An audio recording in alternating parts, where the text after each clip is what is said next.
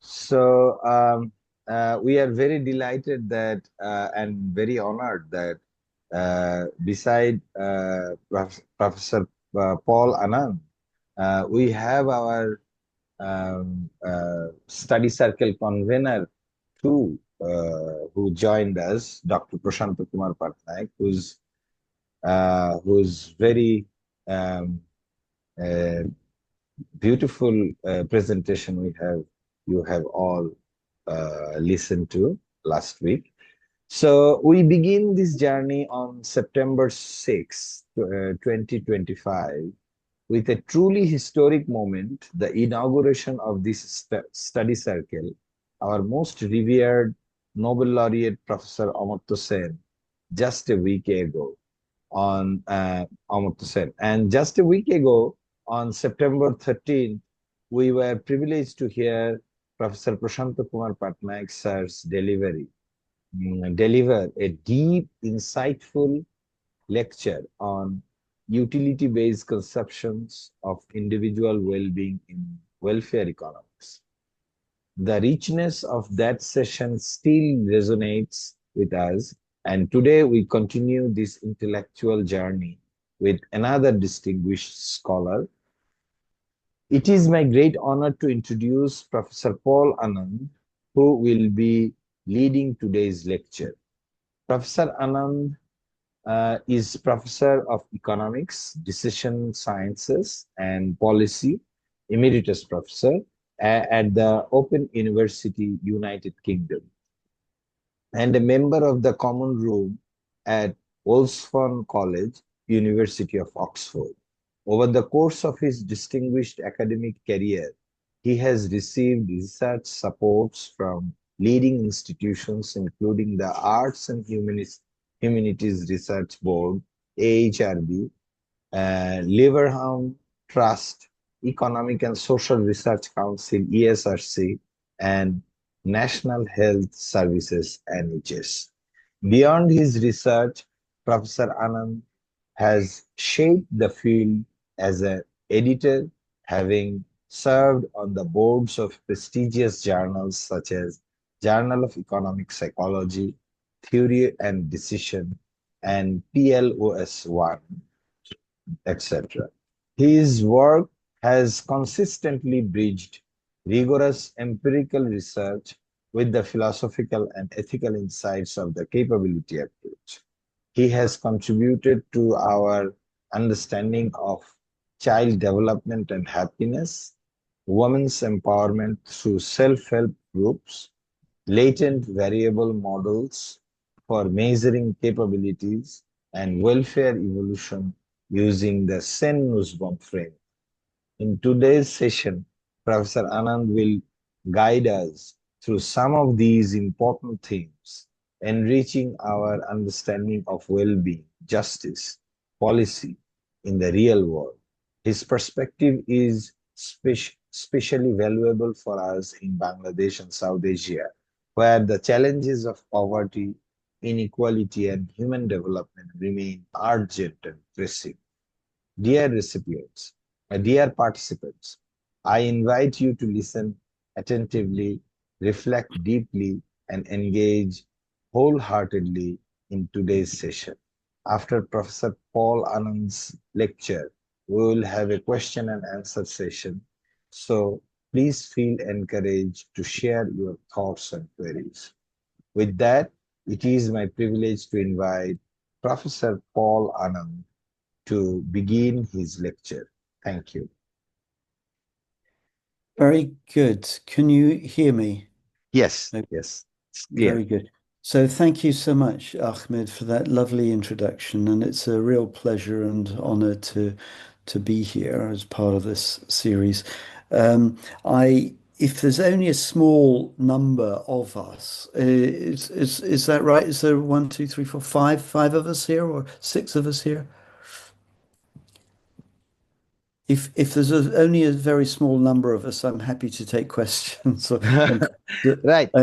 But take questions and we are comments as we go. 29 in the room. Oh, okay. Sorry, I can only see six. I'm terribly sorry. All right. Okay. But well, in that case, I'll sort of deliver the talk. Although I did, and I do want to say thank you for staying up so late. Um, I Sorry. met a neighbor just coming here, and I explained to her that I was giving a talk and it was going to be so much later. And she said, "Well, you must make allowances for the fact that they want to go to bed soon." So I'll try and speed things on. And thank you again for staying up. Um, Right. Well, what I'd like to do and I'll stop talking within an hour and maybe a little bit before then, and then we can have the discussion. Um, so what I want to do is share with you an overview of what I've called the Capability Measurement Project. And actually, I realize I can see one of the people I can see is Kishore, and he's heard this talk before because I gave it in Kolkata at the Yeah, HDCA conference. So, but I will slightly inflect it a little bit, depending on what I think might be my latest thinking, I suppose. And I came to this. I mean, you mentioned Amartya Sen, and you mentioned my work in the same breath. And actually, when I was a graduate student in Oxford, Amartya was just starting to lecture. He'd lectured quite extensively on the critique, or his critique of classical welfare economics, and he was just in the business of creating a constructive response to his critique. And I remember going to a class, and actually the class was completely full, and it must have taken him about 2 or 3 minutes to get from the door to the podium because there's so many people sitting on the floor. Anyway, he talked at that lecture. He talked about a funny thing called capabilities, and I thought this is a really interesting idea, but I can't possibly see how it'd be workable. Anyway, um, some 15 years later, I had a conversation with a woman who was working at the World Bank. She's an Italian. She was based in London, and she said Marty would like the whole approach operationalized. So there's a lot of interest in operationalization at that time, and I thought, well, I know a little bit about social choice. I've been working on transitivity in individual decision theory at the time. I know a little bit about survey design because I've been teaching some management students in Oxford as it happens, and they all did surveys in their projects. So I thought I'd put the two together and I'd do a paper. Well, we did the paper, and then we got the referee's comments back, and then I thought, oh, well, it got published, but I thought actually the referee's comments are quite good and we should do this exercise again and improve the paper. So we did that, and so did the whole process a second time, had another go at operationalization. And at that stage, I sort of got drawn got drawn in, and I then shifted from working on the foundations of decision theory to working on the empirical applications of social choice and welfare. So it was quite a shift, and I ended up doing a lot of sort of empirical work on human well-being. So what I'm going to do is then to share with you an overview of the work that we've done. The research question that we started off with was very simple, and it was whether human capabilities can, in practice, be measured. And we started looking at measurement in adults. Then we asked the question, where do people's capabilities change most? And we realized it was actually when people are either very young or very old. So we started looking at data, looking around for data sets. that had data on information on capabilities in young children, people in older age. Then we looked for things that were um, followed some of Sen's interests and looked at some of the things that were more topical, and female empowerment came up as something. And I will talk about work that I did with a woman who's based in India, um, and then we found other subgroups, particularly of economists. There was more interest and kind of rationale for doing this kind of work within, say, for example, health economics than many other branches of economics. So we did a bit of work there. And finally, over the past 2 or 3 years, I've been thinking about relational capabilities, capabilities to form relations with other people, because the well-being literature, certainly in high-income countries, has discovered that there's that social social connection is one of the biggest drivers of overall life satisfaction. And the Surgeon General of the US has commented on an epidemic of loneliness in older age. So it seemed appropriate to look at relationships. That's work in progress, and I'll mention that towards the end. Um, on this second part of the slide. I'll come again. This is something I will come back to right at the end. I won't talk very much about it now, save to say that at the back of my mind, sorry, at the back of my mind is I see the measurement of capabilities, both their both the formal equations that Sen set out, but also the empirical measures and empirical work that Sen has inspired. I see all of that as a big part of the context for this, and particularly and especially outside of economics, outside of mainstream economics, where I think there's been a huge impact of Sen's vision, and some people may want to talk about that, and I'm very happy to discuss and share ideas about that. Anyway, let's go back to the 1980s. Actually, I'm going back in this slide to 1979, and Amartya has a fantastic article in the Economic Journal in which he summarizes basically the main concerns that you might have about utilitarianism and how they carry over to to welfare welfare economics, which at the time was grounded in utilitarian philosophy. I would say it's a bit broader now. I would say the whole of mainstream economics is much broader, particularly on the behavioral side, but also to some extent on the ethical, if not philosophical side. Anyway, what did Sen say? He said, "Okay, so you've got utilitarianism, but there are some concerns about it. So in utilitarianism, we're just concerned with the maximization of the total sum of utilities across a population. But what about different kinds of claims other than utilities? For example, what about rights and responsibilities?" And then he also says, what about non-welfare uh, uh, claims and what non-welfare outcomes? What about freedoms? So you may be concerned not with what a person actually achieves, but also with what they're just able to do. And that might be your focus of concern. And quite often in practice it is. Um, what about the distribution of well-being?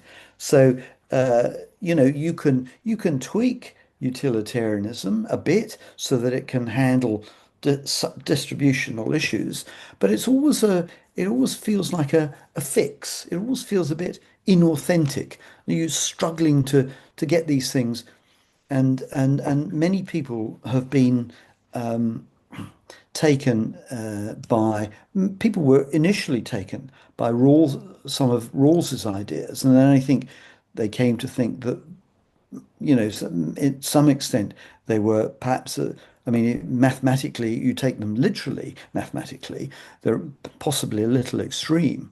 But actually, the world is now concerned, or at least academics, many academics in many disciplines, are concerned about inequalities and so concerned about distributional issues. And we take those seriously at a human well-being level and a political level in ways that were were not there 40 or 50 years ago. And then finally, there's the question of, what preferences count. Sometimes there are preferences that are just and you can always find a political leader around in the world at any one time who illustrates this. Sometimes people have preferences that are just so bizarre that you don't want to include them in the social welfare function. So those are the sort of principle issues of principle that Sen has. Uh, he also, in his framework, he also emphasizes the fact that well-being and functionings and so on are multidimensional. There are many dimensions, and so this is another reason to go beyond GDP. And so when you're doing empirical work, there is a question as to what are those dimensions that matter. And you'll see that in our work that we come up with several answers to this, and it really depends partly on your research question and partly on the level of aggregation at which you're concerned. So if you're doing a sort of macro level analysis, you might want to have dimensions that are broad and comparable between countries. If you're doing more sort of problem orientated analysis within a country, or you're focusing on the concerns of a particular subset of society, then you might want to have things, you might want to choose issues or dimensions that are relevant to the specific concerns that they have at the time. Okay, so now here's Sen's framework. Here's the formalization of the what's come to be known as the capability approach, and it's based on three equations. Amartya formalizes this only once, and I think that's really desirable because there's no ambiguity. And I suspect what he thought actually this is enough. This is enough to be going on with, and it certainly has proved to be a really rich framework. And basically, what he says is that you can think of three aspects of well-being. One is the functionings that people, the doings and the beings that people engage in, and they depend on the resources to which they have access, and their ability to convert those resources into the things that they value or they have reason to value, and they have reason to value. So those are the functions and functionings and the doings and beings. Secondly, he says that um, also what matters to people is their utility, their happiness, their experience well-being, and this depends on their doings and beings. And sometimes this equation is completely forgotten. Not by Sen, but it's just not emphasized. And interestingly, there are two approaches in mainstream economics to well-being now. One focuses on life satisfaction, subjective well-being, and that's become a part of mainstream empirical economics. And then the other is this capability approach, which has become a dominant way across a range of disciplines in development studies for thinking about human development. So happiness is there and it's important. And then thirdly, Amartya said, well, actually, you might be able to observe both of those things and possibly harder to observe, but just as important and maybe even more important on in particular situations on some occasions are the capabilities, the freedoms that people have. And really important here is that these are positive freedoms to do the things that you want to do, as well as negative freedoms, freedom from government intervention or freedom from external interference in your life, which had come to become a sort of a very predominant narrative within economics. I don't even think it's so predominant even in mainstream economics, although it's people think it is, but well, I'm not sure that it is. Anyway, so that's a little bit about his formal framework. Now, moving on then, just to give you a little bit of a historical timeline as background to thinking as we go along. So Sen develops the capability approach in the 1980s. The main publication is that thing that I drew from, Commodities and Capabilities, a little monograph published in 1985. And then 5 years later, the UN publishes its first Human Development Index, which is the first time that countries around the world have gone beyond GDP in a serious way. This then gets translated into targets, goals in 2000 with the launch of the Millennium Development Goals. And then a decade later, the OECD, again with help from Amartya, people like Stiglitz and a group of experts, um, launches its Better Life Index, which is it applies, they find data for a smaller number of countries, member states of the OECD. It's about thirty countries at the moment, more applying. I think India's possibly applying. And they have quite a serious development program. And they look at the Better Life Index looks at maybe 20 plus indicators on a regular basis. Anyway, the UN 5 years later upgrades the Millennium Development Goals. It includes high-income countries for the first time in its development objectives, and it issues these goals across 17 areas, 17 domains of life that include quality of life, bring in environmental issues, and include also institutional strengthening. And then around 2021, the European Union launches a website that monitors multidimensional inequalities. And that very much reflects similar sort of interests, and it involved a few of us who were interested in Sen's approach. Okay, so that's a bit of background. That's kind of there's more going on. And I would say in a way it becomes harder to track uh, Sen's impact because as they diffuse out into the world, they become part of the language and thinking. That's one thing. The other thing to say is that sometimes, people are doing things and I'll give one example of this later on. Sometimes people are doing things that develop Sen's thinking without necessarily knowing very much about his work or ideas, or necessarily citing his work. And I think in that sense, you could say, well, actually, his his his contribution was to predict that this would be an important thing for people to do. Um, at least that's my claim. Anyway, because we've been a measurement project, measurement program, whether you can, whether and how you measure capabilities has been central. We've looked at direct measures, and there are some in surveys, and we've developed many more using the sort of conventions that were being applied and developed and procedures and methods that were used in uh, household surveys around the world, largely speaking.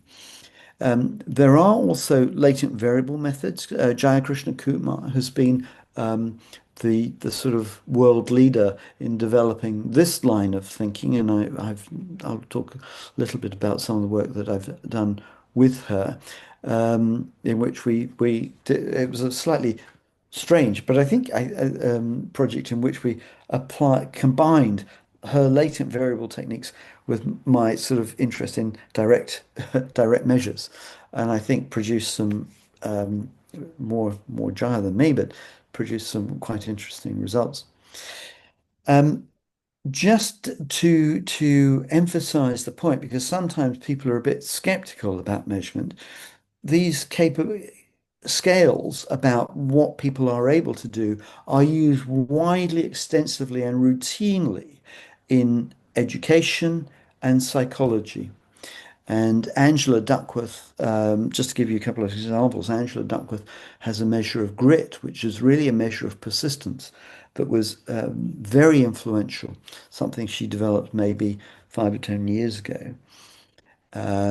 She's at UPenn in the States. And then there's work also on self-efficacy in psychology. Self-efficacy it's a sort of counterpart to what people in development are calling agency, particularly in the World Bank calling agency. Very, very similar. And they have routines and procedures for developing these measures, often based on a series of indicators that they sum up using things like factor analysis or principal components analysis.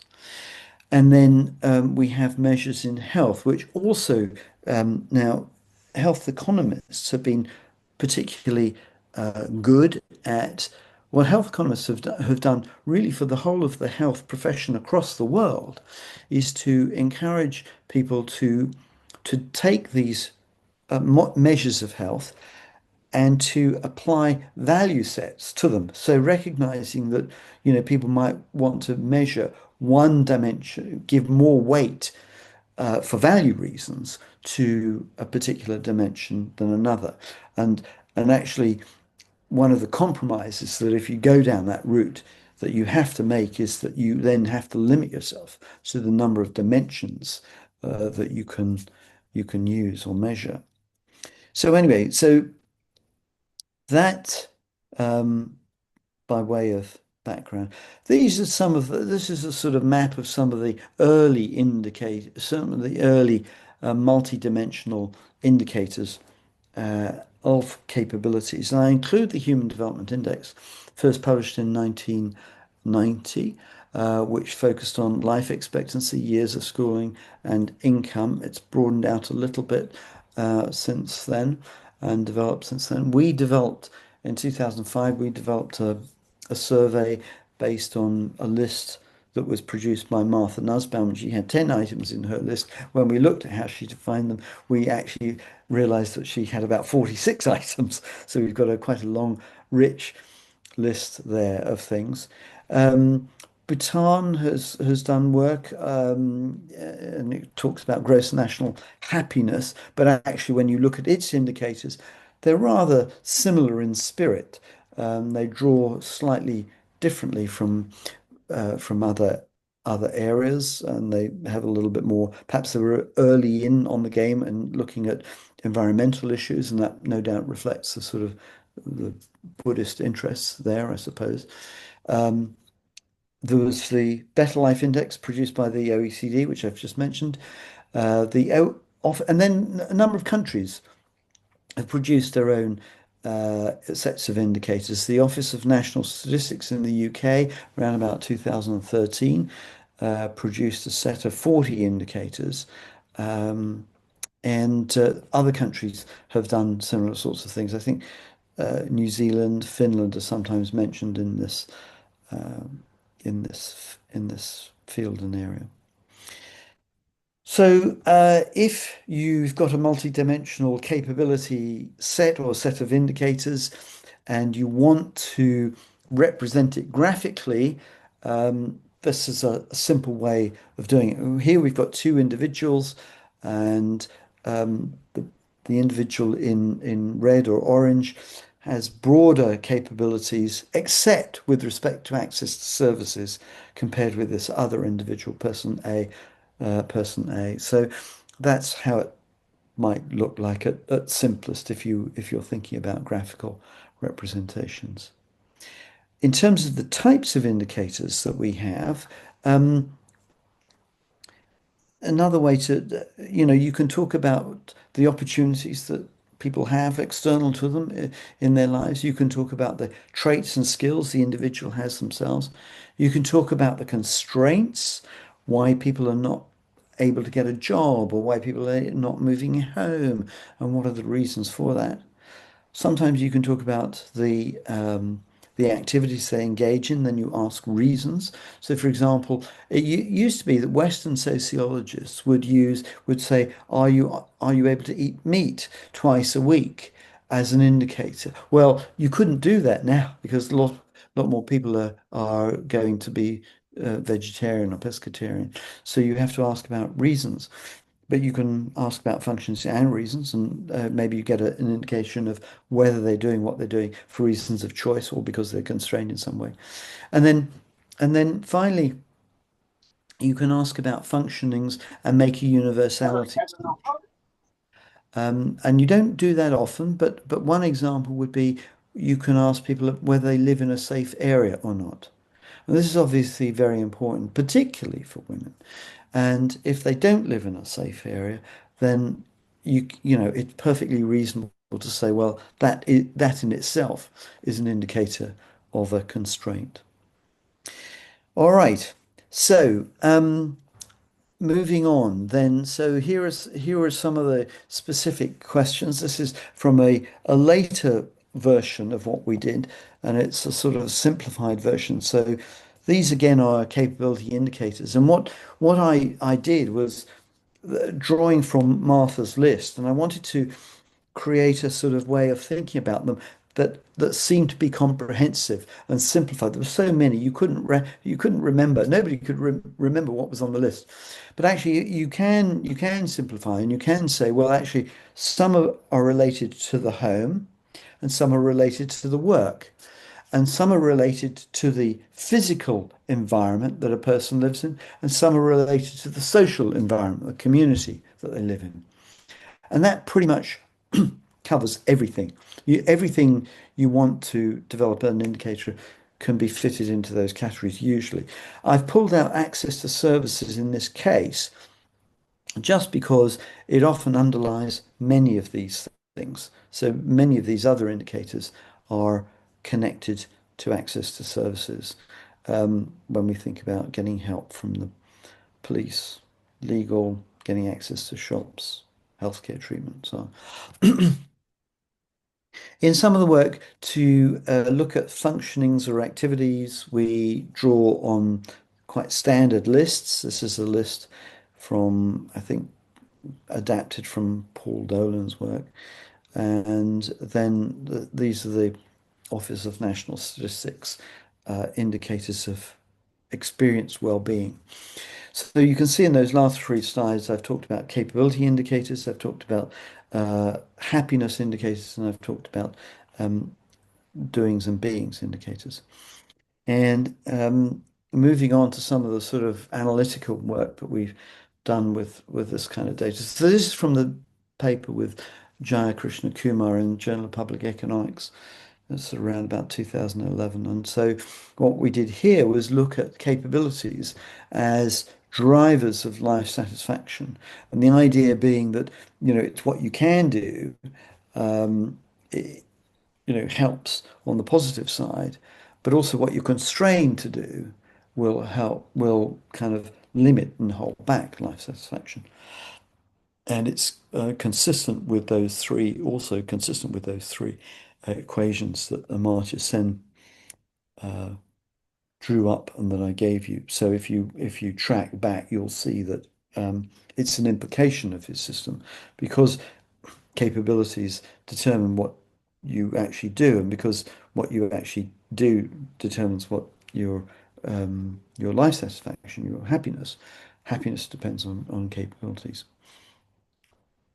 So that's the framework. And then we did a variety of model runs. I'm not going to go through this in any of these things in any great detail. Just to say that, the two of the things that came out as being sort of really significant in statistical terms, were my idea of a good being able to what's this? My idea of a good life is based on my own judgment. So people's autonomy, people's ability to set out things for themselves is really important. And the other thing that was important in this work was being the prospect of future discrimination at work.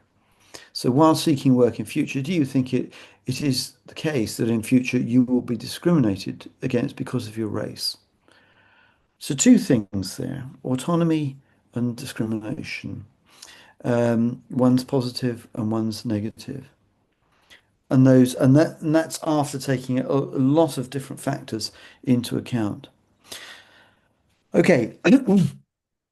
Now, again, sort of moving on. This was later work, which I think we haven't yet. We still haven't. 10 years on, we still haven't formally published. But I've used it in many presentations, and I think it's quite widely known. I think we should do something to try and publish it. But anyway, so this was developing the work that we'd done, and I was trying to think here about what you can do with these capability indicators if you want to compare them internationally. If you want to get, because there are some quite important limits. If you're relying on self-reported data, one of the things you don't want to do, particularly if you're comparing your country again with America, is you don't want to rely just on raw numbers because Americans will score. I mean, noticeably, it's not just a minor technical point. They do score higher on positives. They're much more positive than a lot of people around the world. So you have to be careful about that. So this was an attempt to see what we could do with this data, and these were surveys of 1,000 people or more in three countries: US, UK, and Italy.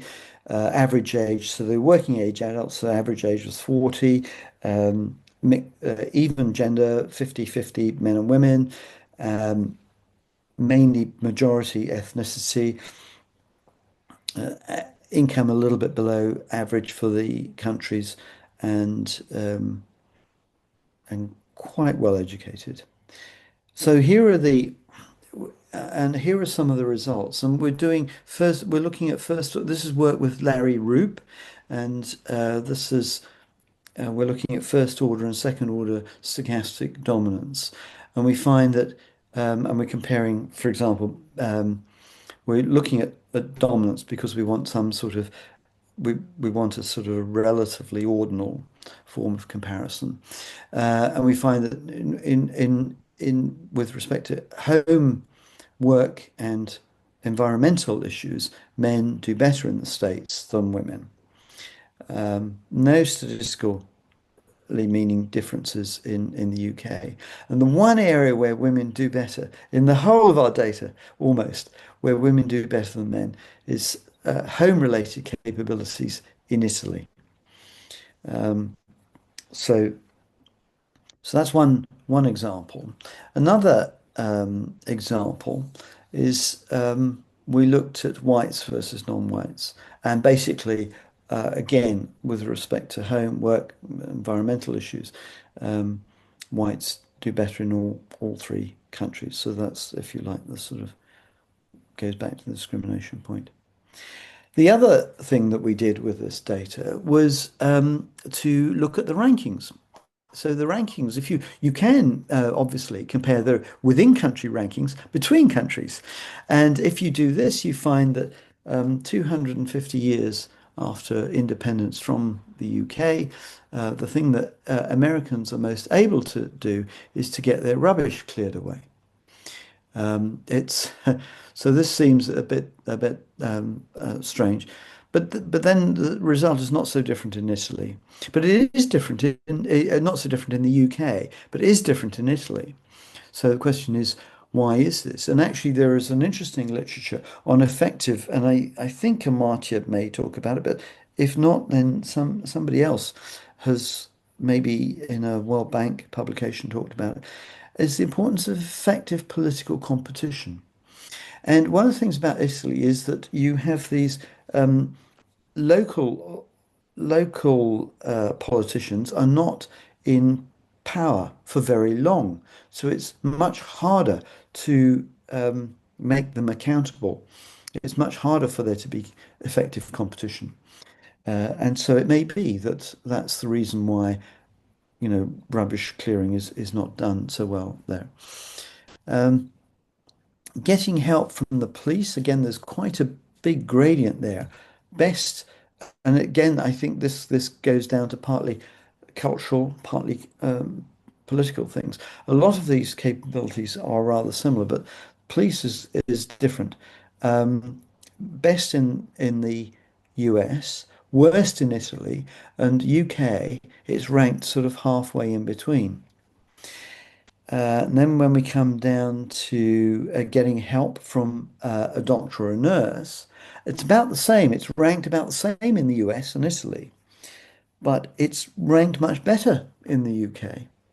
And of course, in the UK, we have a system that is free at the point of access to services. We have a national health service where there's no charge made at anywhere in the system, generally speaking.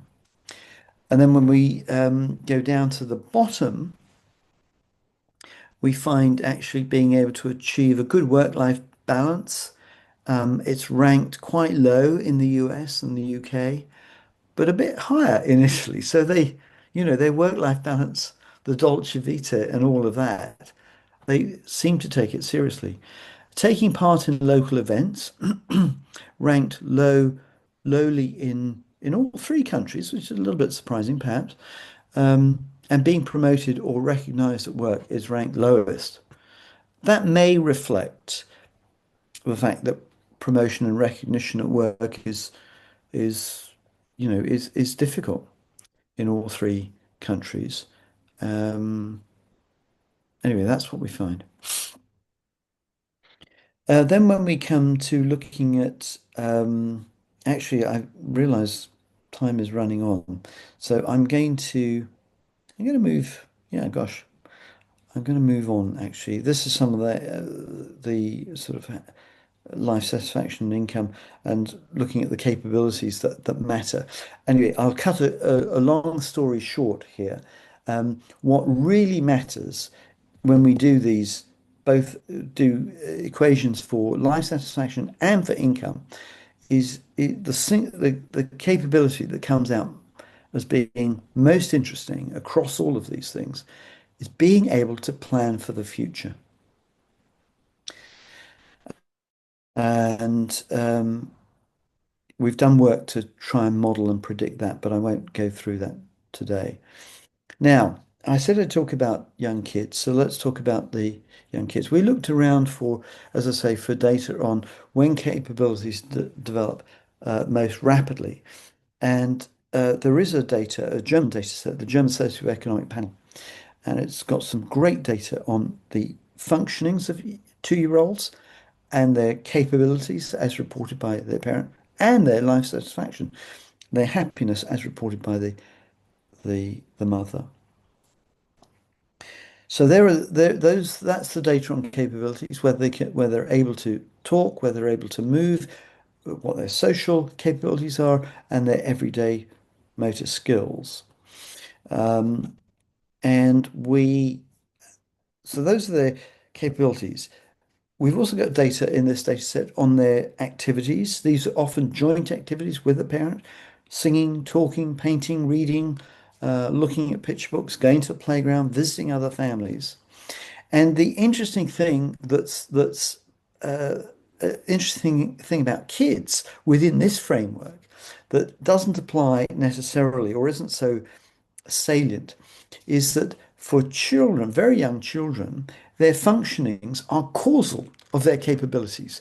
You engage the kid in particular functioning so that their capabilities will improve, change, and grow. And you might want to consider which of those activities makes children happiest. And anyway, we did sort of just for a bit of fun, we did a happiness equation and we found a couple of things. Actually, kids like these very young kids were happiest going shopping, but also happy reading with a parent. And often it's a sort of a closer thing. Maybe the child will be on the parent's lap. So anyway, that's what else do we find? We found looking speaking to this causal relationship between the functionings and the capabilities. We find that actually it's the cognate activities that determine the relevant functioning. So, for example, when it comes to speaking and speech and talking, whether the mother sings to the child is important. And when it comes to social skills, for example, whether the parent takes the child to visit other families is important.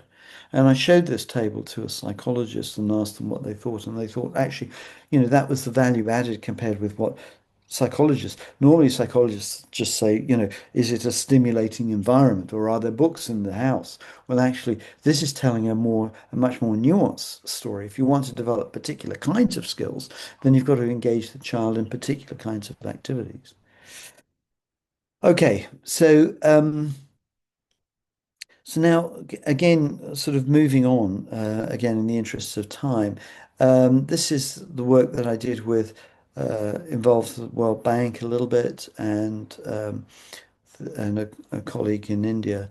Um, and so this was work with a women's self-help group in Uttar Pradesh, and I'm sure there are very similar sorts of groups in Bangladesh. We surveyed. I said to Swati we needed 1,000 sample size of 1,000. She came back with 6,000, and so 4,500 are members of self-help groups. 1,500 are controls, and we use because this is retrospective work. We use propensity score matching to try and do this statistical controlling. And here's a little map of the self-help group. Now, there is a so it's a micro, like all these things. It's most of these things. It's a micro savings project, but over time have added other elements to it. So there's agricultural enterprise training. There's information on maternal health and nutrition given, and these women are encouraged to take part in political activity. The host is the NGO, and what the NGO does, although it's called a self-help group program, actually the NGO plays a really important role here because the NGO is looking for science related to agricultural health, for example, and financial information and data related to micro savings, and maybe even social science related to political activation.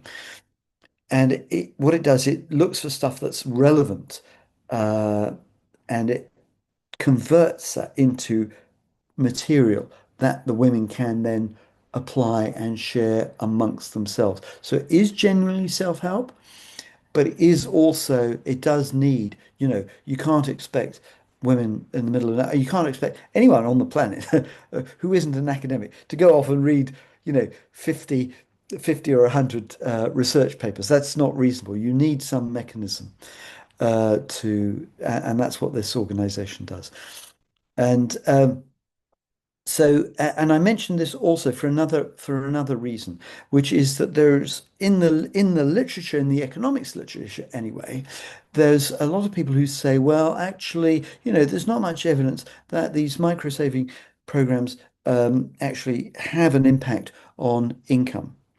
Now, there are a couple of points to make about this. First is, okay, if they don't have much impact on income, then why, and this, I know this to be the case last time, several years ago, I looked at the figures around the world for India. For India alone, I mean, 90 million women or more had been through these programs. And I'm sure the same is true in other in Bangladesh, Pakistan, Nepal, um, and and certainly the same is true. Similar sorts of things can be said in Africa. So why are so many? Why are so many? If it doesn't have much impact on income, why are so many people interested? And there are a couple of reasons, in my view. One is financial, and one is not financial. The financial one I can say on this page.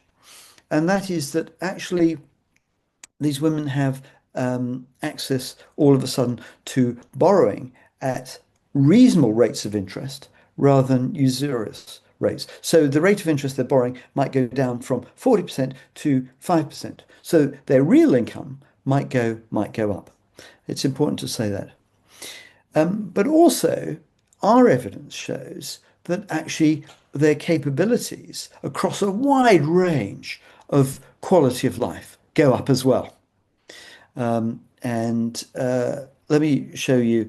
These are some of the capability indicators that we use. Let me just switch to go straight to the results, actually. So, so we did this propensity score matching, and these are the capabilities. So health, meeting socially, able to enjoy recreation, owning home, feeling safe, walking, having suitable accommodation, influencing local decisions, freedom of political and religious expression, support from family and friends, freedom to live the life that they want to live, freedom of creative expression, interesting work. All of those things are significantly better for women in the program. And this is true, and it gets better as they stay in the program. So, I mean, so that, this I think is a pretty robust result. That final point about length of time in the program was something that I found out about after I'd done the World Bank discussion paper version of the paper, and there is a human development and research journal article that includes that. So that's the one. That's the better one to use technically, I suppose. Anyway, how are we doing for time? So we've got about five minutes. So let me skip then to I'll just say a little bit about some of the health stuff. Um, so we've developed measures of health that are broader. We've looked at disability and find that, if you're disabled, all your capabilities across a wide range of indicators are lower. There's work that I just want to mention that's been done by Bob Ferrer and his colleagues about 10 years ago, that looks at he uses the approach in a way that's slightly different to us, but he does exactly what we try to do, which is to measure or operationalize all of the key conceptual elements. And he looks at sort of poor people, this is poor people in Texas, and their abilities um, to have access to exercise, decent, high quality food. And he looks at the factors that prevent them from getting that access. And it's a great piece of work, a prize-winning work. And so if you're interested in operationalization in the context of health, that's a paper to look at. Anyway, the final sort of stuff that I'm doing on relationship capabilities. So I I looked at so one of the motivations for this is a finding from subjective well-being economists is that social relations are the main driver of life satisfaction, of well-being, experience happiness. And so we need to know, and within that, the the relation the quality of the relations you have in your long-term relationship, if you have one, are twice as important, according to our sort of preliminary work, twice as important as the social relations or the relations that you have to do with work. So work is an important cause, but home is even more important. So if we want to extend and elaborate that well-being work, there's not been much work done on the economics of long-term relationships. So let's have a look. Let's have a look at this. And this is a mapping of Sen's capability approach to the uh, language and terminology that psychologists use. So psychologists have done a huge amount of work, but they tend to focus on uh, individual traits, the activities of the relationship, which is good. That is important. They tend not, which economists would do, is to look at external shocks. So we're thinking about ways to try and bring that into the picture. Anyway, we've done this is just, as I say, a pilot with 100 individuals in the US and the UK. And oh, let me see if I can get you to guess first. So drivers, predictors of think through what you might think is the greatest cause of happy relations in marital or similar sorts of relationships. I enjoy asking people this question, particularly people who are about to get married, and because often they just haven't got a clue. They just really look blank. But anyway, here's what we find. The two top things are my responses to this question. My partner understands me, even when little is said. And the second thing that comes up is we're generally able to come up with solutions that meet the needs of both of us. And I think this is an important finding because the first one is about understanding and responsiveness. It's a much more psychological variable about connection, which is, a driver of social relations, not just in this context, at work as well. Um, and being able to develop win-win. I'm so pleased. I put this item in about win-win solutions because, again, I didn't think that the psychology literature was giving enough weight to this. And if you do game theory, that's gonna be the first thing in your mind. Win-win. Where's the win-win? And there's a really good exercise, a Harvard-based project came out in the sort of 80s and 90s where they applied game theory to understanding international negotiations. And they produced a popular book called Getting to Yes. And they talk about, and it's good game theory, but it's popular game theory. It's not designed to be, you know, to be technically impressive. It is technically correct, it's conceptually correct, but it's designed to be usable.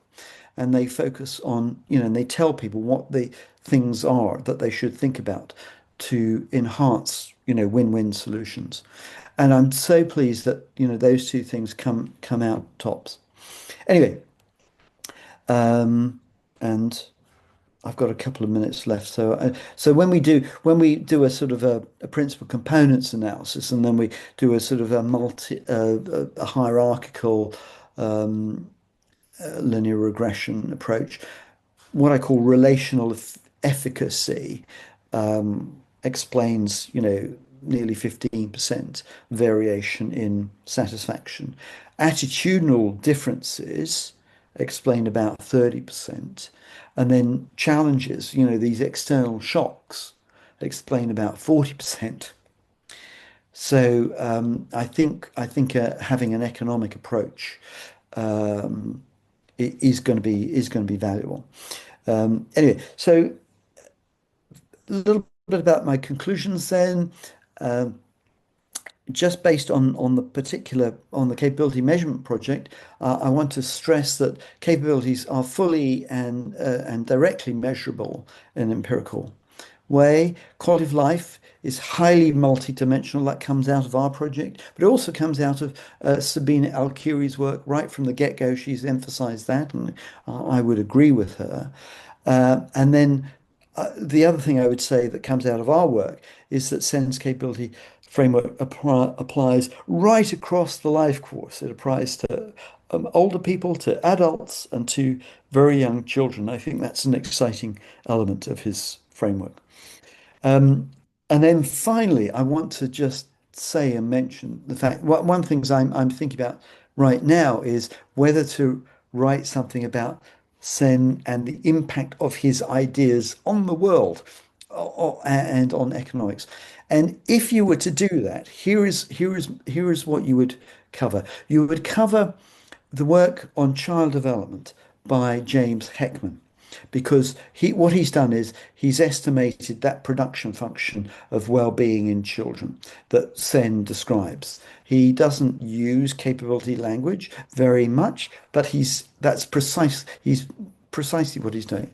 There's the work on there's the work on human development, the Human Development Index, which then gave rise to the Millennium Development Goals, which then became the Sustainable Development Goals. So he's been responsible for creating that whole stream of thinking, which is huge.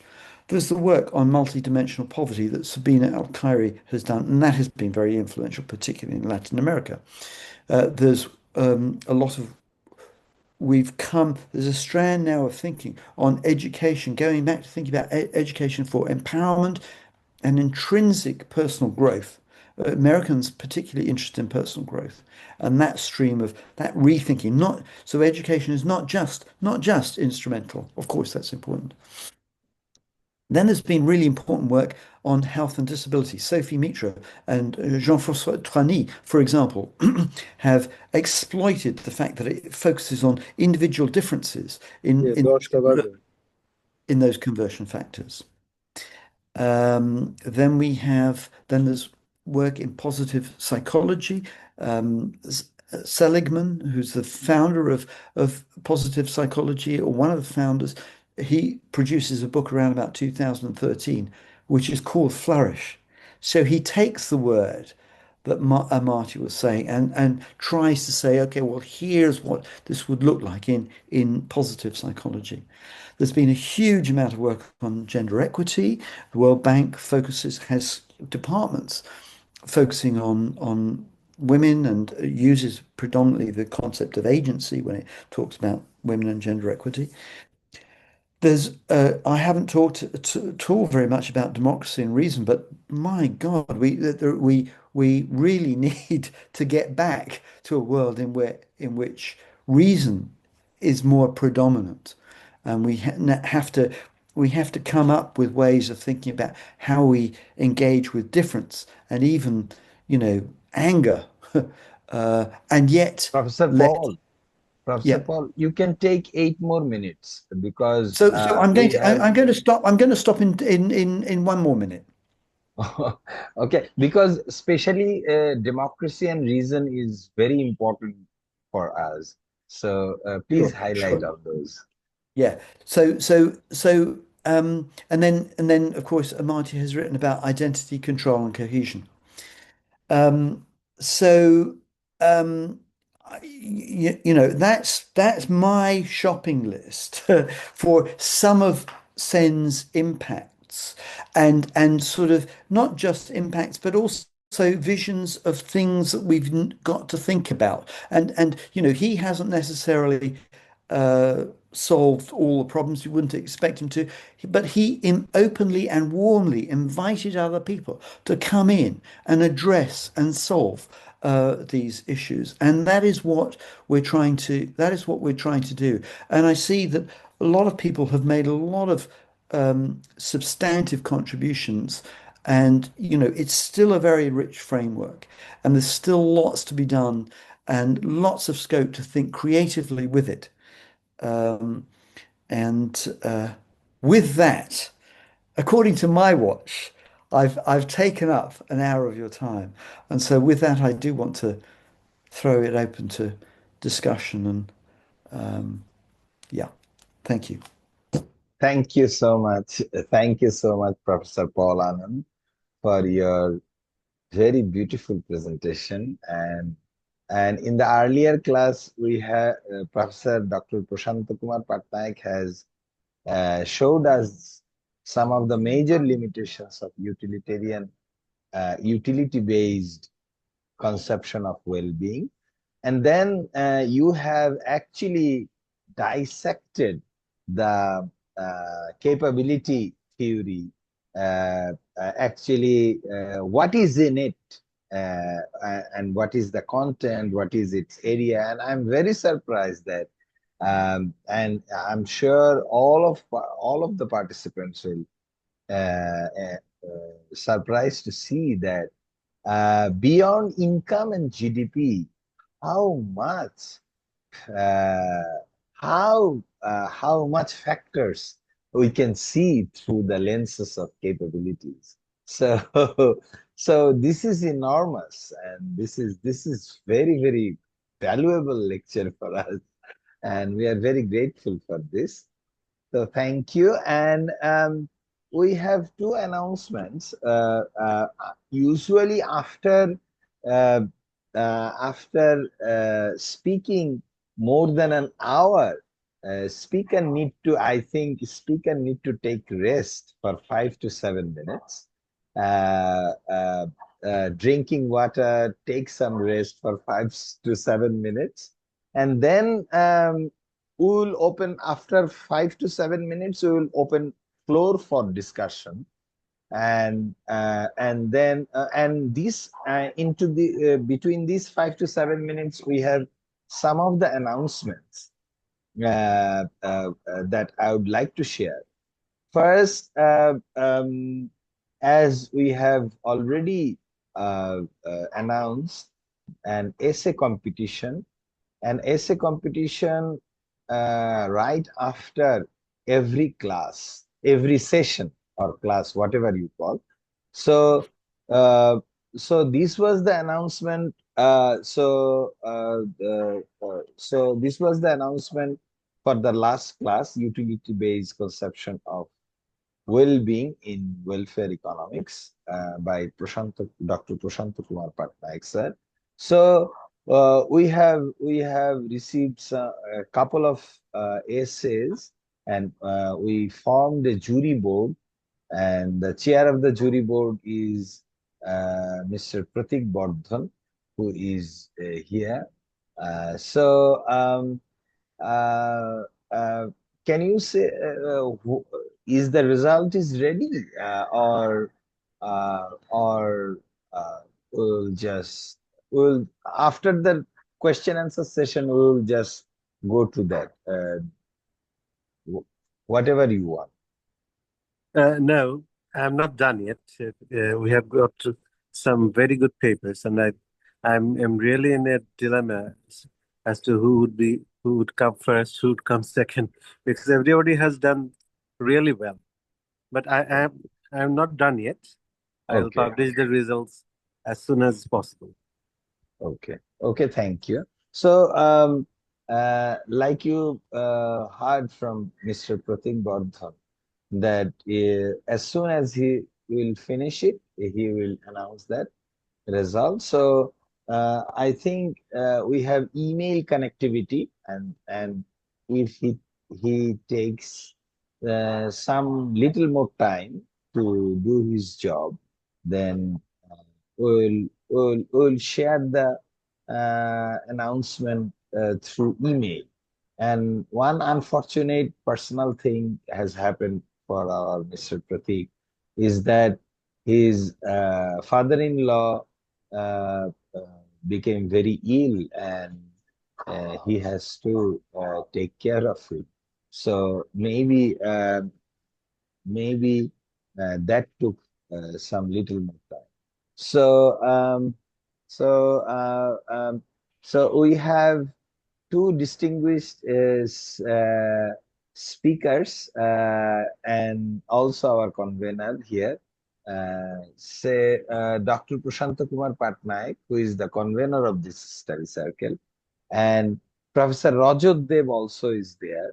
I have seen. I don't know whether. Yes, he is there. So, Professor Pattanaik sir, would you like to say something uh, in this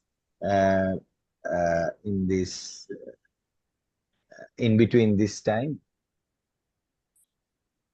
I just wanted to say I enjoyed the lecture very much. It's extremely rich, and at this stage, I'm not in a position to say something concrete about it because it's so rich that I shall need time to digest it. So that's all I shall say. But thank you very much, Paul, for the very interesting lecture. Thank you. Thank you. May I request Professor Dr. Rajat Deb to say something? Thank you for asking me.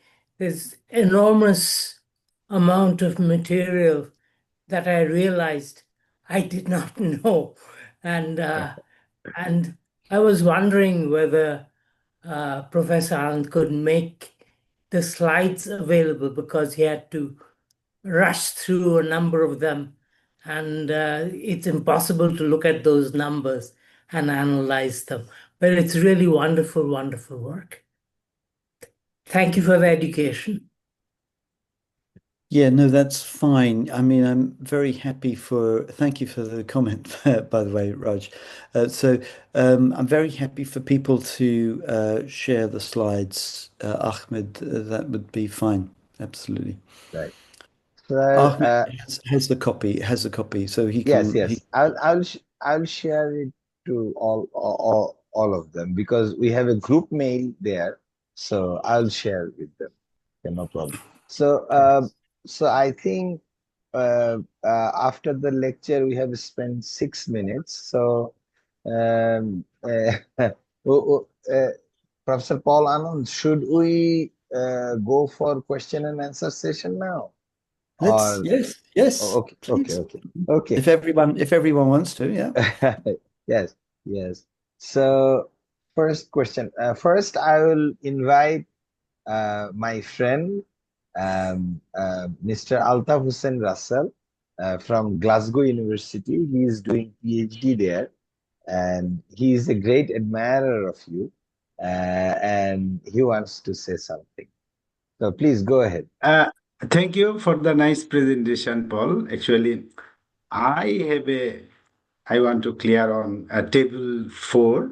Would you go to the table 4? The main result. Table 4. Well, there's so many tables. Yeah, this is table for impact evolution on capability indicators. You said okay, complete good. sample. Yes. Yeah, That's these it. tables. Yeah, actually, I want to be clear. I want to clear on impact of what. Actually, you are finding treatment effect of something on this indicator, right? Yeah. So what we asked was so here are the questions that we asked. These are does your health in any way limit your daily activities compared to most people of your age? For example, Yeah. are you able to meet socially with friends or relatives? In the past month, have you lost any worry over sleep? Do you or your family own your own home?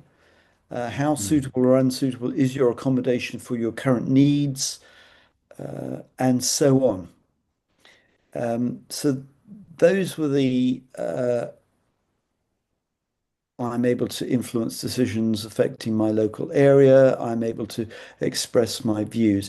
So those are the questions, right? And what these main results are saying is that the the women in the group have higher scores on the capabilities than women in the control. And the women Right. in and so that's so there's self-reported capabilities, and we've got about 1, 2, 3, about 15 indicators. So how would you define treatment? So for each, as we can understand, you have analyzed each outcome separately, right? Outcome. Yes. Yeah. So the treatment is being in the self-help group. That's the treatment. Actually, I have the main question. I will go to the main question from my side. This is you find treatment effect using nearest neighborhood and kernel-based matching. So here, have you addressed the issue of unobservable factors? Actually, as I know, there is an assumption, the methods based on the assumption uh, of observables actually. So how have you deal with the unobservable factors to ensure causality here? Well, I'm not sure. I'm not sure that you. I mean, I'm not a propensity score matching expert, but I'm not sure how you deal with unobservables. I'm not sure that you can deal with unobservables in propensity score matching. What you do is you have your you match the those in the treatment and those in the controls on all the sort of control data that you can get.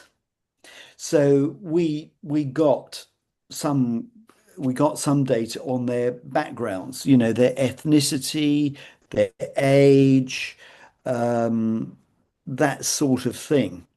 And so and when you do propensity score matching, what you do is you look at the the sort of the profile of the control and the treatment group, and then after the matching process, are those profiles rather good, rather similar? And they are. I mean, that's the main, you know, that's one of the main ways in which you do this validation if you're using this technique, as I understand it. That is, So you are matching based on observables. I'm talking about what about unobservable? no, Certainly, I there are I some. don't I don't I don't think that I mean, there may be somebody in the room who knows more about the technique than I do, but I don't think the technique has anything to do with unobservables. I don't think it's a technique for that. Okay, okay. Thank As you. I say, there may be Thank you. there may be somebody else who's so what you I mean what you do basically if you're doing this kind of empirical work is if you're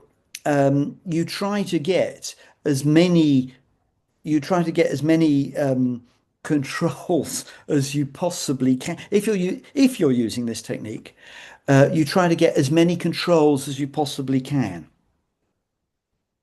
and that means that you've got a sort of fairly rich basis for your matching process. And I think I mean, as I say, I think that the matching process was pretty good. I think anyone would say that that they were a good match. So it's not clear to me that, you know, if we'd done it again and got more data, that actually we would have had the match would have been any better materially. I don't think it would have been actually, because we've got a large sample. We've got a large sample, um, and you know the, the curves when you match them are identical.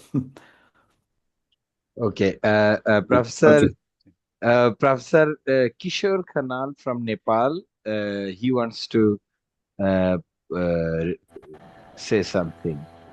Please unmute and Uh, ask the question. yeah, okay. Thank you, Professor Roni.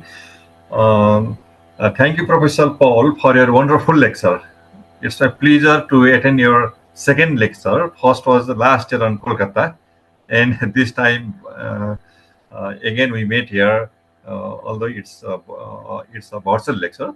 Uh, on your lecture, you concluded that capabilities are fully and directly measurable. Now, my question is, in capability approach, freedom is highly valued, but it is really challenging to measure freedom because of its widely misunderstood, confusing, and ambiguous definition and characteristics. So, based on your experiences, do you have any ideas or suggestions for measuring it? for measuring freedom? Because people understand freedom on different ways. Sure, but you know, it depends on the context, and that's why Sen doesn't have a fixed list, because it depends on your research question, and it depends on the context. You know, is it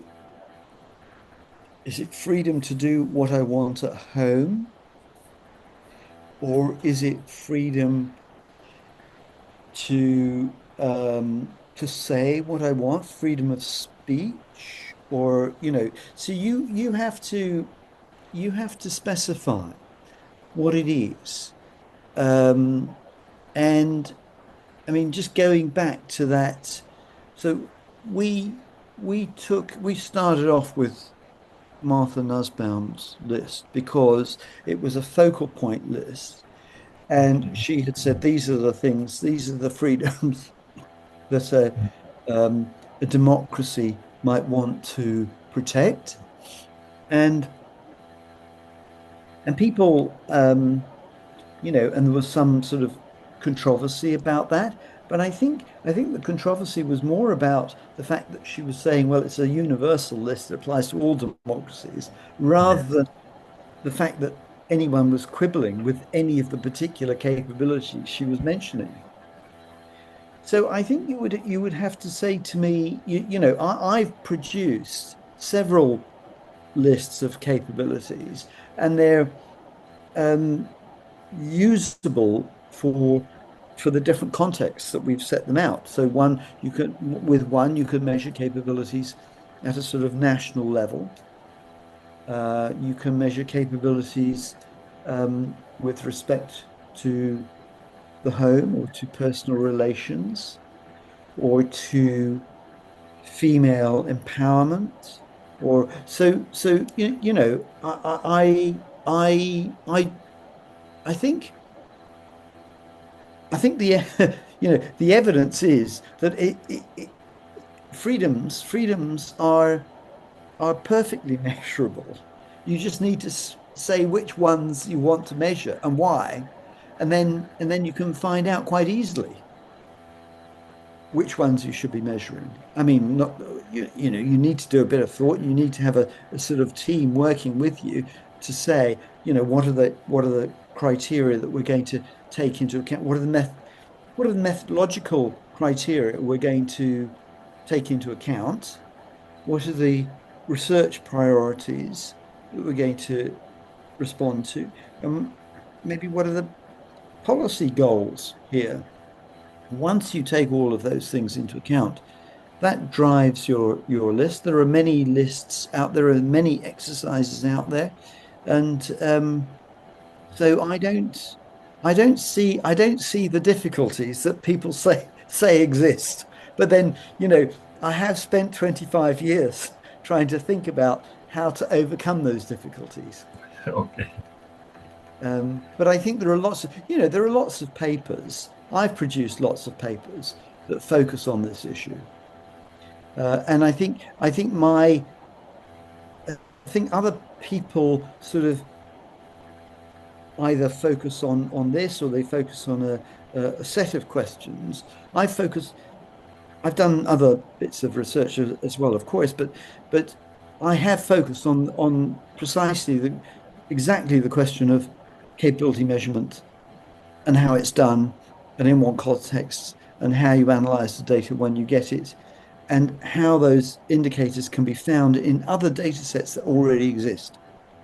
So you know, I can't really say much more than that. I think that's my. Okay, thank you, sir. Thank you. Yeah. Okay, thank you. Our next question is from Najma Sheikh. You have written it. Can you please unmute and read your question? Thank you. .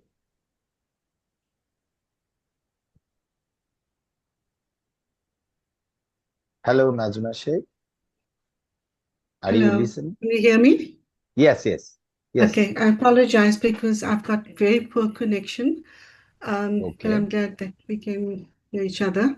I'd like to thank Professor for a wonderful and a very rich presentation. You certainly, your work and its application has seriously contributed to the understanding of the application and operationalizing it. Could you perhaps discuss through your work how empirical research has demonstrated value in applying it when evaluating institutional performance or community-based development initiatives more at a broader level than at individual level? Well, it's a great question, and thank you for your comment. Nigel, it's a great question, and to be quite honest, I would say that we haven't done very much on that directly, although we've done a little bit. Certainly not. I don't think institutional. We've done a little bit that speaks to your point about community, but not Mhm, very much that speaks to the institutional level. And I think the reason for the institutional level actually is that already there are quite a few sort of freedom indexes out there mhm, that look at institutions, institutional capacity. There are attempts to do that. Sen himself has not talked, or didn't at the time we were starting off, hadn't talked very much about institutional capacity, and so it wasn't a big priority. I think there are measures of capacity. There's a development group at Harvard that might have done some work. So if you're interested, maybe there's a place to look. One of the things I didn't talk about where that does come close is, I mean, the work on female empowerment, for example, that is about, to some extent, that is about community change, because these women come from, and I'm sure you have similar experience yourself. These women come from communities where mhm, they have to get permission from their husbands before they can leave the house. mhm, And what the program does is it enables them, it provides mechanisms for them mhm, to change that, to say, well, actually, I'm going, I don't need permission. I'm going to go out and mhm. do some work on Right. the farm, or I'm going to go Mhm, out and vote, or or I'm going to go out and join the self-help. I'm going to go to a self-help group meeting. So I mhm, think actually that female empowerment program, although you could cast it, and I did cast it. I didn't. I was rather neutral about the description, but it is as much a community program, I think, mhm, as it mhm, is an individualistic program. mhm, So I think that's one thing. And just to kind of a brief sort of add on, one of the things I didn't talk about was a little bit of qualitative work that we did in Ireland, in Dublin, and we mhm, talked to travellers. And travellers in Ireland, there are these travellers. They're sort of people who've had over the past 100 or 200 years, they've had a tradition, a way of life of moving around from one farm to the next. And so they don't ever, and they provide blacksmithing services. And they like travelling and they don't really settle down. And the Irish government thinks this is a housing problem. It's become a housing problem or challenge because they go around in groups and they have these cars and vans and lorries and they appear, on the edge of a housing estate, and they need services, they need to be cared for. The local community that lives there feels kind of disturbed.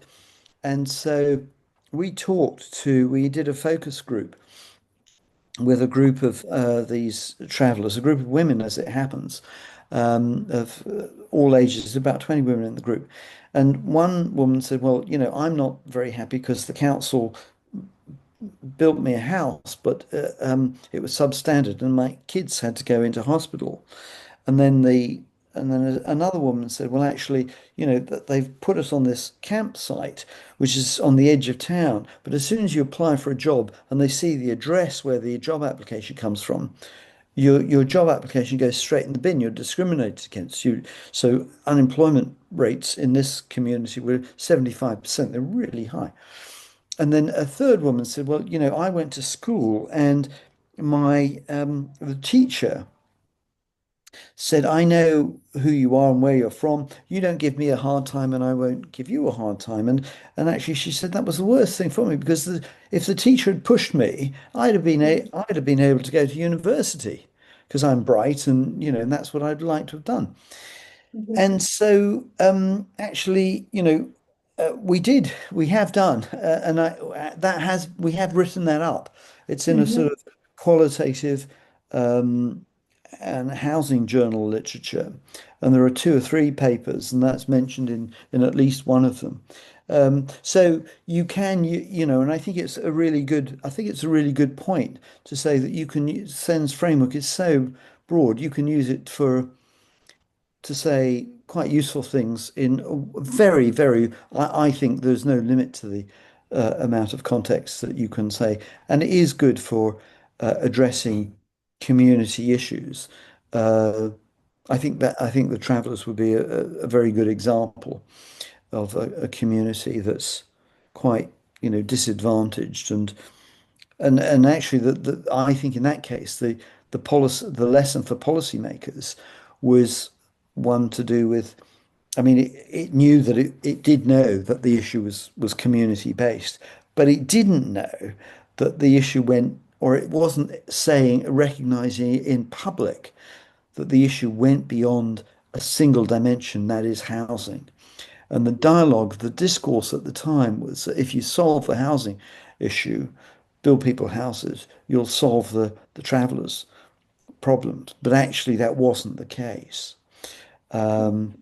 So yeah, I think there are some really interesting community stories. Yeah, there. thank you very much. That has been so useful. Thank you. Yeah. Well, thank you for the Thank question. you. Thank you. And the next question coming from SM Hassan. Mr. SM Hassan, are you there? You have 2 questions. Yes, Please. and Yes, please go ahead with the question. thank you, Professor Paul, for your excellent presentation. My question is just for clarification of 2 things. One, number question one is that how do we set or design well-being outcomes in different cultural context? And second one is very simply, how do you define empowerment? Okay. Great questions. Great questions. Thank you. So different cultural contexts. So you can have different cultural contexts within a country and between a country. Within a country, it might be an urban-rural split. It might be different religions, different faiths, different philosophies. It might be, yeah. So I think now that we have these focal lists, I think they offer quite good starting points. If I was doing any empirical work, again, I would always do some pilot work. I would start off with a normative list that I had devised based on my understanding of my research question, the needs for the group that I was addressing, whether it be policymakers or a particular community or individuals in that community. And then I'd go with that list and I'd say to people involved, I'd say, what's right about this list and what's wrong, if anything, about this list. And when I say what's wrong about this list, I mean, is there anything we should add to the list or is there anything that we should take away?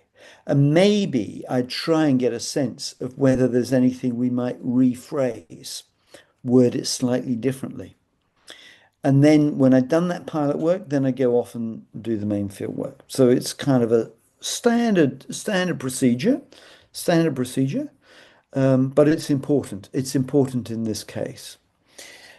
So that's a little bit about cultural differences. Sorry, I can't read my own handwriting. The second question was about, remind me of Empowerment. How do you empowerment. define women empowerment? Yeah. So actually I mean, in a way, we didn't define empowerment. This was a very clearly a standard empowerment program. So that was defined externally. We just took it at that. What we did was say, okay, well, if it's an empowerment program, then you would expect certain capabilities to be enhanced by it. Or you could ask the question, does this empowerment program enhance capabilities? And so and actually all but three of the capabilities we looked at were better. Two capabilities were not better, were not any different, and they were to do with risk of assault in future and health limiting their activities. Now, so actually, your point is really rather. I mean, it's quite interesting because one of the and then we said, okay, well, so why are they? So there's lots of things that are better for these women. Lots of capabilities are improved. That's an important part of empowerment, right? You're able to do things that you weren't able to do before. And they relate to, I think it's quite useful to make a distinction between about decision making and things you're able to do. Decision making and involvement in decision making, and in particular in certain domains. But the things that weren't changed were things like risk of assault in future in the environment. Now, why was that? Well, actually, it's because it was an empowerment program aimed at individuals, women's capacities. It wasn't a program aimed at the social environment in which these women lived and existed and operated. So I think that's quite I mean, your question helps nudge me make what I think is an interesting observation about these empowerment programs. They tend not to work. This is a demarcation thing. They tend not to work or operate on the external environment in which these women live, and that might be a limitation on an empowerment program. Or you might say, well, in future you should, if you're really serious about empowerment, you should have an element of it that deals with really negative aspects of the environment in which people live. Maybe that's something to look at. Does that answer your? Yeah, that's great, Yeah. Professor. Thank you so much. Thank you. Yeah. Thank you. Thank you. We have three more persons to ask you questions. But before that, I have a little announcement. Today's lecture, a recap session will be held tomorrow at the same time from 9 to 11. So, and the speaker is you would be happy to know, he is a direct student of Dr. Prasanta Kumar Pattanaik. His name is Dr. Achin Chakraborty. A few days ago, I proposed him to discuss it in Bengali language. And both of these two classes, Professor Paul Anand's class and Professor Pattanaik's class, both of these discussions would be recapped in Bengali language tomorrow at the same time. So I'll share the Zoom details through your email. So let me invite Mr. Abu Raihan. Mr. Abu Raihan, can you unmute and pose the question directly? Yeah, Ronnie Bhai, am I Yes. audible? Yes. Clearly. All right. Thank you, Professor Anand, for your time and wonderful presentation. I suppose, and I echo with Professor Pattanaik that it will take quite some time for us to consume all that information. However, I have a quick question for you that we are talking about Professor Sen vision. So my question, how could we materialize Professor Sen vision if the host does not get finance from the donors? For instance, you are aware that the shutting down the USAID, downsizing the budget by the United Nations organization to improve capabilities for the marginalized people. So, Professor, would you please share your thoughts on this? Well, thank you, Abu. So I'm not sure that I have anything terribly deep or profound to say. I mean, I probably feel the same way that most people in the world feel about the shutting down of USAID. Yeah, I think that's almost a sort of a different question, and not really one that I'm sort of very well able to. I don't have a magic rabbit. I suppose is the. It'd be nice. It'd be nice if I did. I think, but I think things will change and evolve, and Sen's framework. The thing I can say is that even when you have to rebuild, even if you've got nothing, it's easy to say, but it is a good framework for focusing on the things that matter to people, because it encourages you to ask them what matters to them. I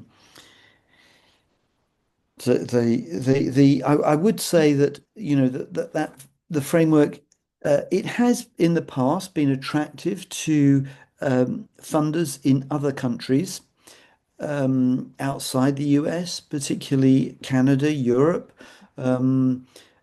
And I think it will continue to be a useful framework. A lot of what NGOs do is about helping people improve their capabilities, actually. So it's a very, whatever happens to funding and however that scene changes, I think it'll always be a natural way to think about and frame the things that NGOs do. Beyond that, I can't. I'm not sure that I have very much to say. But you're welcome to come back if you want to. That's fine, Professor. I agree with you. It's a kind of loading or leading question. By the way, I'm okay with that. Thank you so much. Thank you. And then one of my friend, Su Ming, we are both of us are member of HDCA. So Sue, are you there? Yeah, I can unmute. Let me unmute my video also. I have a question in two parts. Yes. Thank you, Prof. Anand, for a really, really nice talk, which was very wide-ranging and gave us a very good flavor of our field as such. I suppose the first part really was just to reflect on how effective you think the capabilities approach has been in moving policy and practice away from an exclusive focus on economic growth? So that's a very general first part of the question. And then the second part really is to follow up, reflecting on the fact that the capabilities approach and human development enjoyed a huge expansion as long as the Global Human Development Index and landscape was improving globally for 2 decades. But what do you think the prospects are now for the capabilities approach and human development, given the slowdown in human development progress over the past 5 years? So question in 2 parts. Thank you. Yeah. Okay. Great. Thank you, Suming. And yeah, nice to see you again. So I think in terms of effectiveness, my final slide is a way to address that. I think, I mean, I think it's very easy to think, well, people still using GDP and kind of that's a bit in some ways that might feel a bit disappointing. But actually, I think we shouldn't be too hard on ourselves or the framework or the change that has been made. I mean, it was to change the way the world thinks actually, and people in Oxford, actually economists, well-being economists feel rather similarly frustrated. They would like subjective well-being to be in there. That's their variable. And but I mean, we do have a human development index. Whether it will survive, the sort of the big challenge, I think, is from environmental issues, actually, from changes of staffing, from personalities, and all of that. I hope it does survive, but I can't say or no. The measure, it's not as it's a more expressive measure, let me put it that way, than compared with GDP. GDP does mean something. I mean, it's got 3 different meanings, the value of stuff that you buy, the value of stuff that you sell, and so on. And those are all supposed to add up to the same thing. Whereas human development it's a bit more kind of normative or aspirational. I think it's been. I think the whole approach has been effective on both in terms of identifying things that should happen, encouraging things to adopt them, and I think one of the things that happens is that even if it what perhaps the biggest thing is to say, well, it's actually contributed to a well-being infrastructure around the world. The SDGs are just part of that. I had dinner with or a drink with a neighbor a couple of months ago, and I said to her, I do stuff on well-being, and she works for the National Health Service in the UK, and she said, what we have these monthly meetings, and the most interesting bit in the monthly meeting is the well-being session. And we have all of these things where we little quizzes and and sort of little lectures, mini lectures on looking after our own well-being. And so, there's pointing to going off to yoga and all of that. We do quizzes, and you match the pet with the owner for your colleagues and all of this sort of stuff. And she said it's the most interesting part of the meeting. And I had no idea. And I work in the field, and I had no idea that was going on. And I think there's been a lot more change, but the sort of change has been quite gradual, quite below the radar a bit. And a lot of it's come through areas like psychology, which is not obviously directly connected with the capability approach, but there are connections. So I would argue quite strongly, actually, that there've been direct and explicit impacts like the SDGs, and there've been these other more subtle, below the radar impacts like these well-being inserts into regular meetings in workplaces. So the whole gamut. Um, and then I'm kind of addressing your second, but Thank you. your second point was about expansion, about the future, was it? Or I'm sorry, it was about the future, given that the rate of improvement in human development globally has slowed. And I wonder if that might affect how we continue to expand our expansive worldview. yes, no, that's a good that's a good point. I mean, but maybe there doesn't need to be. I mean, maybe that we could argue that there doesn't need to be such a connection because actually, when GDP goes down, people don't get rid of the measure. They say, how can we get GDP back up again? And I think, the Human Development Indicator, countries could use it that way. They could say, look, guys, in these sets of countries, HDI, Human Development Index scores are stalling. So we need to do more about that. I mean, that would be my hope. Obviously, Thank that's you. yeah. Thank you. So you have written a note there. Would you like to read to I, for all I of them? feel terrible because I know Mahmoud has his question, but maybe it actually also is a footnote to Professor Anand's response as well, which was really about the travelers in Ireland and what really changed.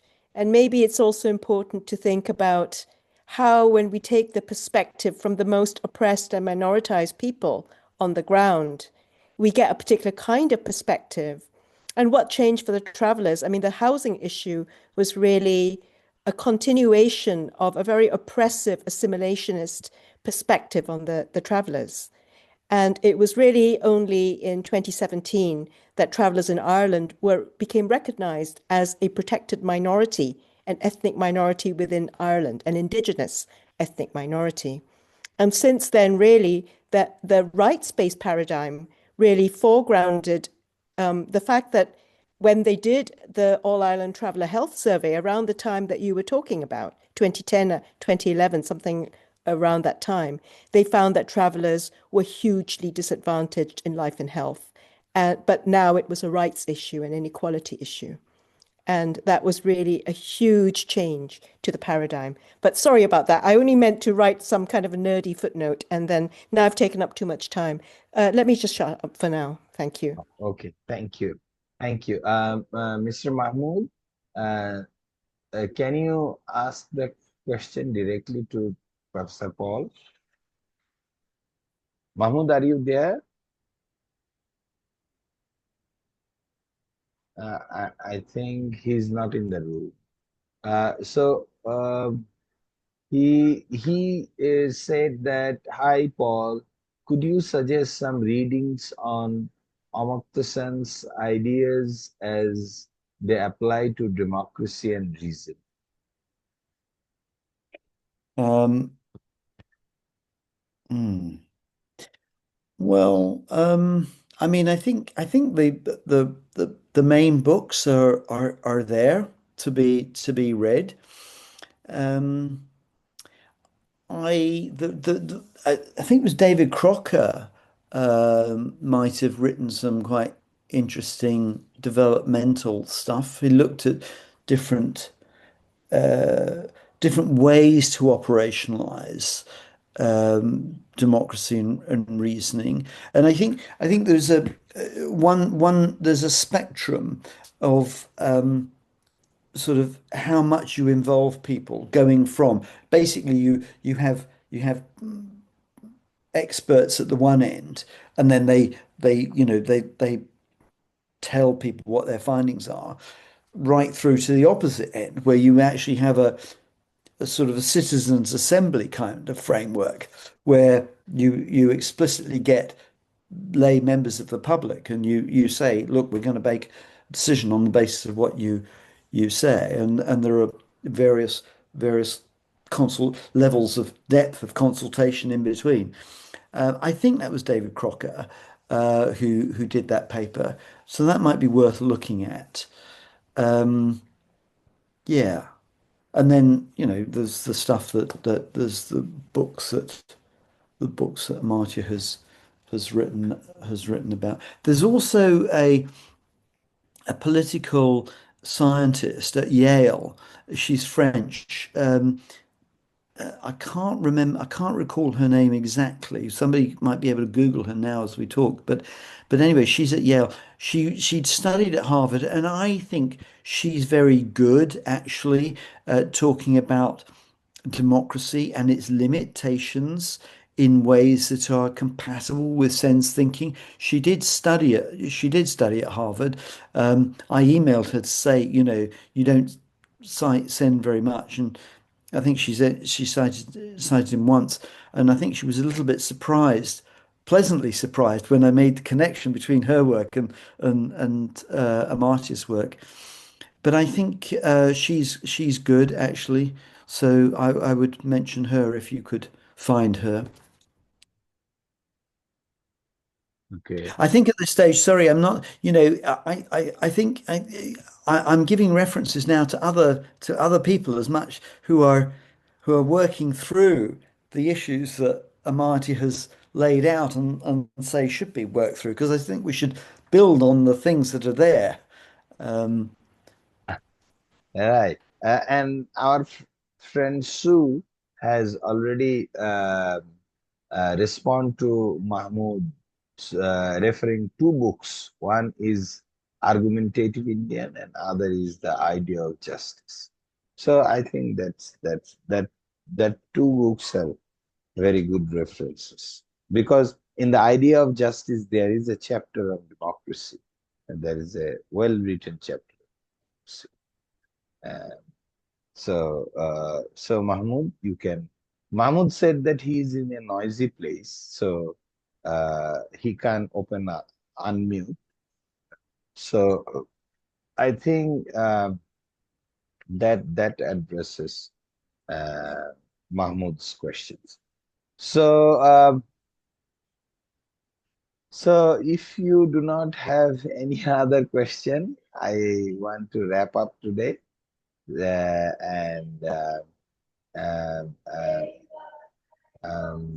Pratik bhai, so you will announce the result later on. Hopefully tomorrow. Hopefully tomorrow. So here is the definite date. So tomorrow through email we will announce the result of the essay competition. And please remember, there would be that was round one, and based on today's Professor Paul Anand's lecture, there would be another essay competition. So the deadline would be on 1st October. So because in the next week, next Saturday, because in the next Saturday, we don't have any session. Actually, what we want to do is 2 sessions per month, in the second Saturday and in the 4th Saturday. So 2 sessions. May I cut in, Donny? Yes.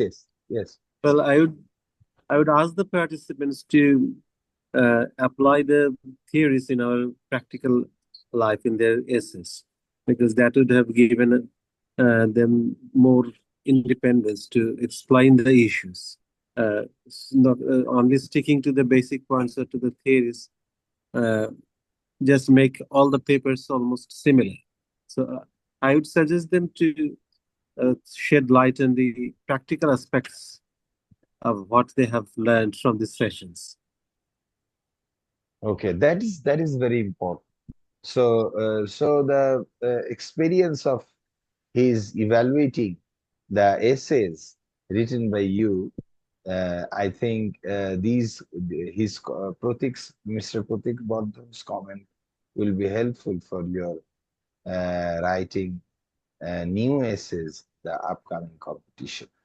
So I want to thank Professor Paul Anand for giving so much time and delivering such a new and difficult thing with a very wide range of examples and in a very lucid way.